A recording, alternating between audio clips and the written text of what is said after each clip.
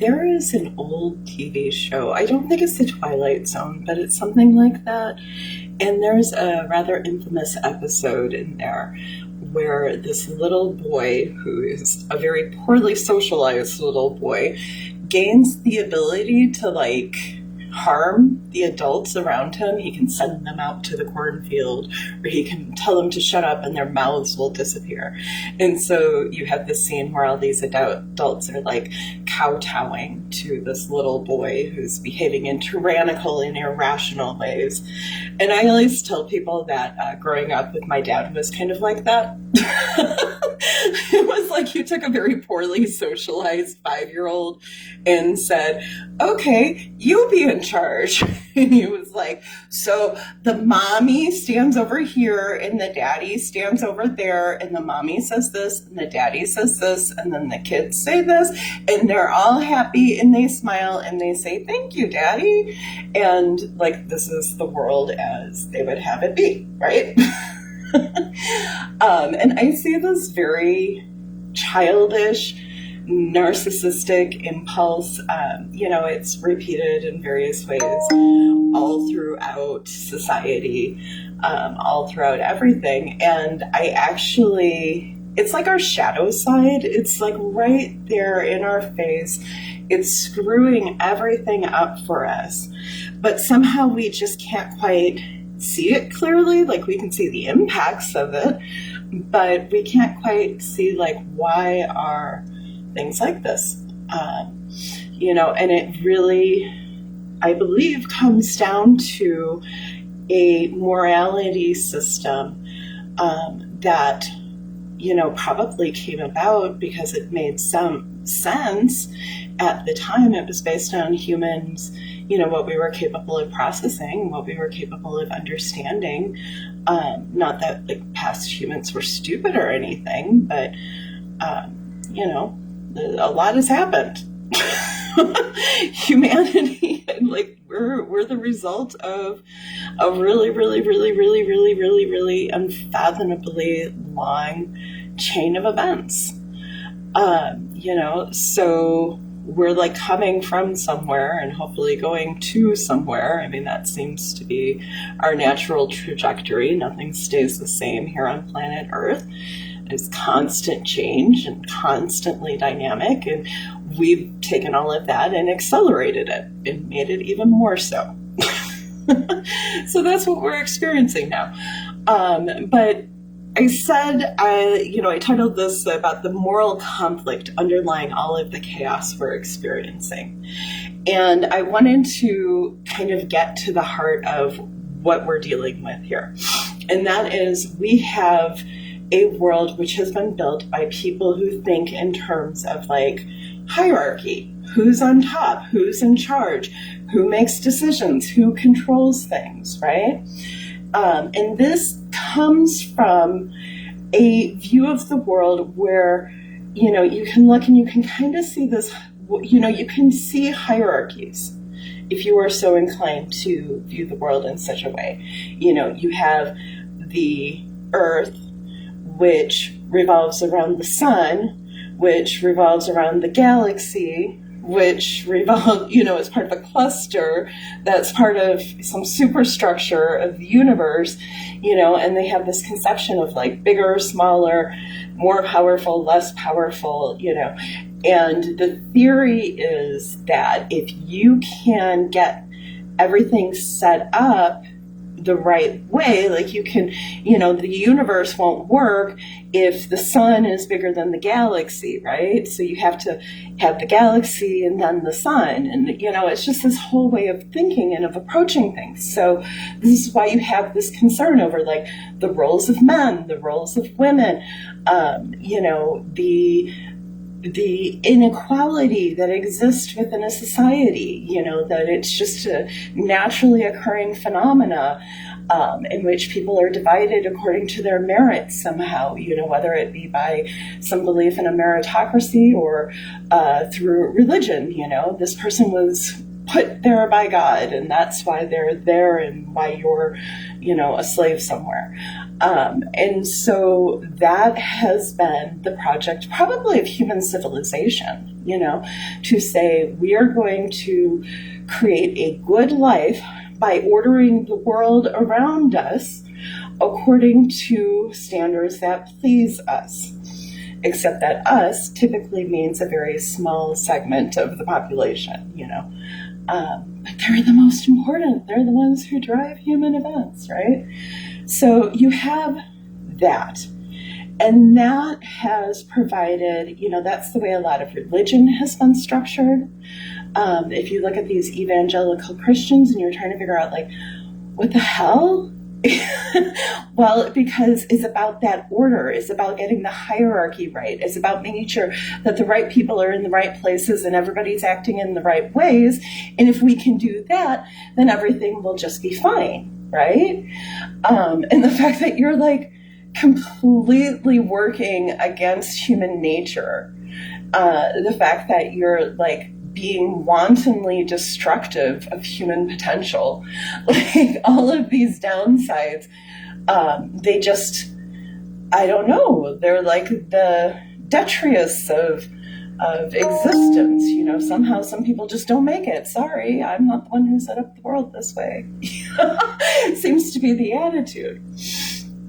On the other hand, you have people whose morality is, I'm going to look out for the well-being of people. That's what I'm going to do. I'm going to look out for everyone's well-being.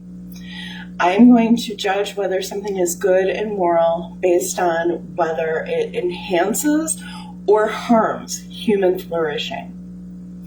When I have a choice between a human being with needs and some other concern, I'm going to pick the human being with needs. And what we are seeing, I believe, is the chaos of those two moral views of the world coming into conflict.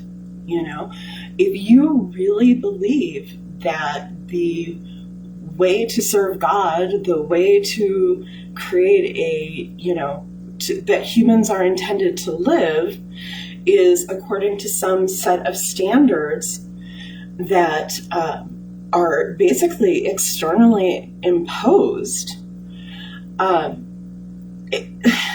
then just allowing people to be free looks like chaos, And it's real easy to sit here and be well, and obviously they're wrong. Obviously they just don't understand the potential of a human being and, the good things that come from allowing for freedom, even when freedom looks like chaos. But I said earlier that this was the shadow side. And the reason I say that is because the impulse that leads people to think that the way to do things is to establish order and to stop chaos. Well, that's the same impulse that gives us skyscrapers, that got us to the moon, that allows us to feed 8.5 billion people. This is one of our strengths, is recognizing that there are these patterns and that through exerting order, we can derive benefits, right? So it's not like this is coming from nowhere. It's not like this idea is just completely irrational. It's not out of alignment with human nature in that regard, right?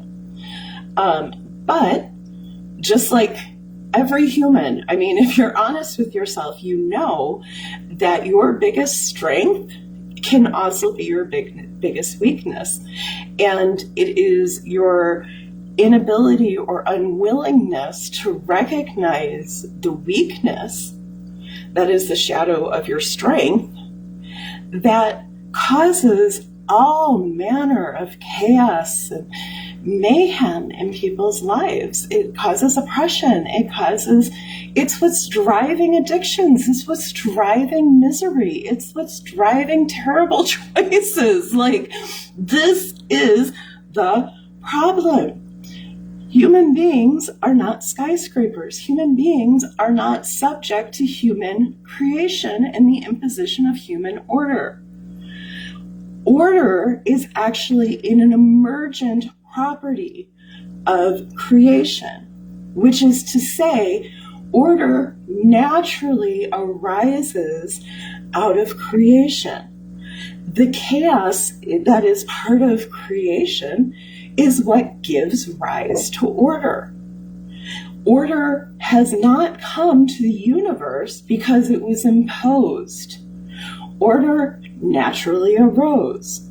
Since humans are God's creation, not humans' creation, our order is going to likewise be an emergent property. Yes, it is quite likely that if we just allow people to flourish and make their own choices and walk through their own journey and find their own way out of the whatever nightmare they have found themselves in, that order will emerge. And you know what? It could look like men being, playing more of the role that you see in a patriarchy. Or it could turn into be a matriarchy. Or it could be different things in different places. We don't know. Let's find out, like, set people free. Trust that the one who made us knew what he was doing, and that if we are just allowed to be who we are, that the order that is part of the universe and which does bring benefits will emerge. And yeah, it's weird, it's uncomfortable, it's icky, it challenges us, it challenges our preconceived notions, it challenges everything we thought we knew. Yes, it's hard.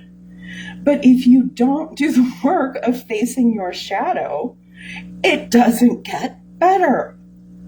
You just keep doing the same dumb crap over and over again, and then being mad when people are upset with you about it.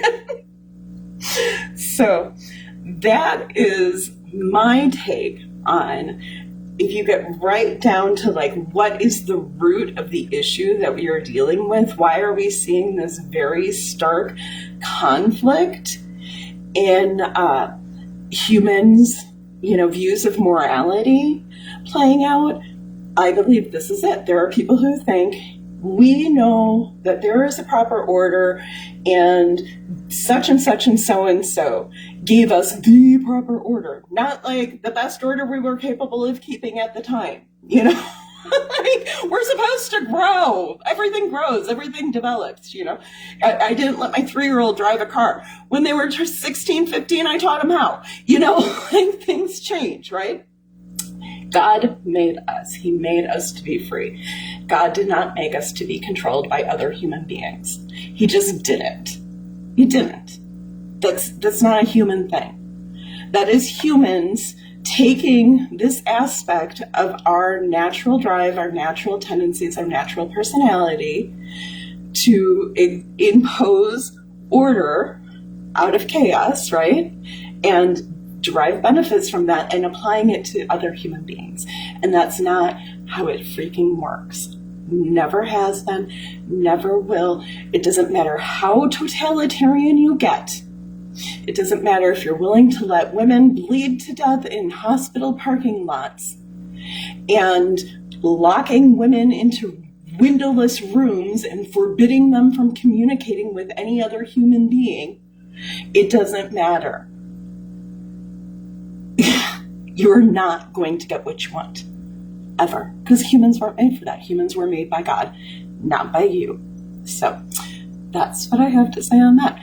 Go check me out at theupsidedownworld.com. You can find links to all my socials. Also, I'm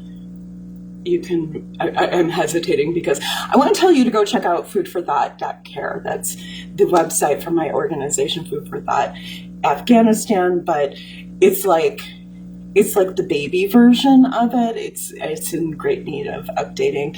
And in particular, we are hoping to create a section specifically for Afghan activists who are looking for information, looking for support, looking to access programs that we have going on, offer support for the things, projects that we're working on that you might want to get involved in, all of that. And so, yeah, that's coming. But if you'd like to see the bare bones of what we have right now, go to foodforthought.care and you can make a donation and we will use it to help people.